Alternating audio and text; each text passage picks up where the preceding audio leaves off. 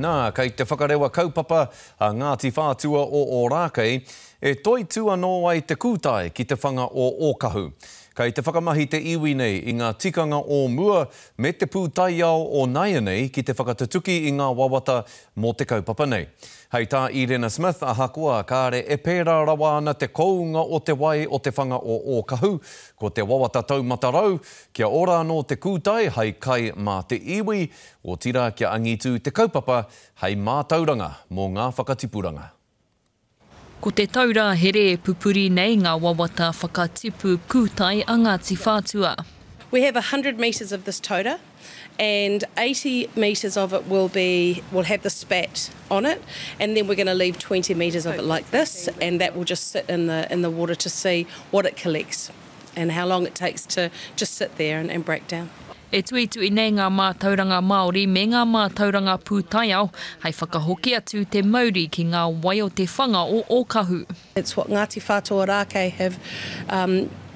have committed themselves to for many, many years in restoring the Māori, the he tohu o te Māori.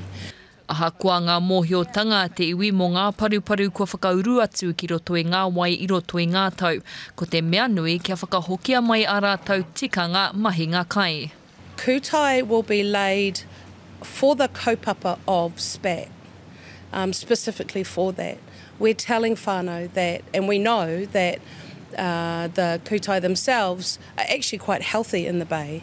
We've tested them, but, you know, to eat them at your own risk is what whānau do. Ko te tikanga ka whakairi i ngā pepi kūtai ki runga i ngā paupau o te waha pūnei o Ōkahu. I te rānei, he oi nā runga i ngā tohu huarere, kua whakataere wahia tērā mō tēnei wā.